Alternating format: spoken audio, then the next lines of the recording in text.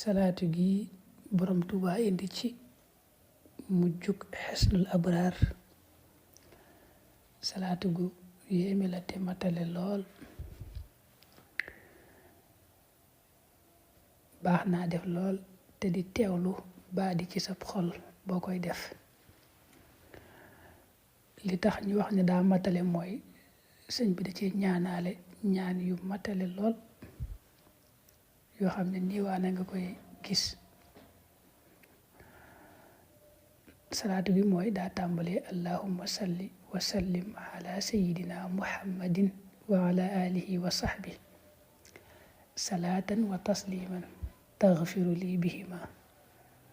wa li walidayya wa li kulli man allamani xarfan waxidan wa li kulli man lahu xaqun alayya wa li kulli man talaba minni duaan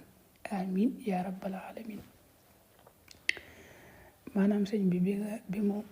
bi mu ñaanalee yonente bi sallallahu alayhi wa sallam salaatu ak salaamu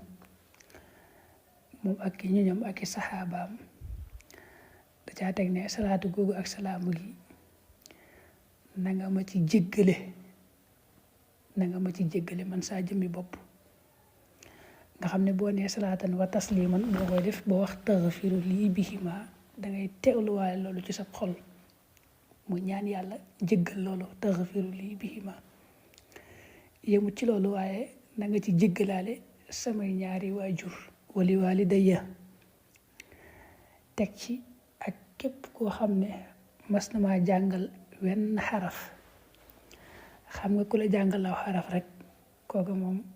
amel nga ko xaq te sa kilifa nga dugalaale ko ci ñaan ga teg ci képp koo xam ne mas naa koo amel xaq ci doomu aadama yi te xam nga ñi nga xam ne amel nga leen xaq ci doomu aadama yi te mënoo leen koo fay daa bokk ci na ngay defee leen jéggalul yàlla wali kulli man lahu xaqun alayya teg ci ba ca mujj mooy ak képp koo xam ne mas naa sàkku ci man ñaan xam nga loolu lu yomb la nit ne la bul ma fàtte ci ñaan ba dee ma ñaanal nga xam ne salaatu bi kon boo koy def di ko teewlu ci sab xol day mel ne yii yëpp yaa ngi koy matale moo tax mu mat di bari lool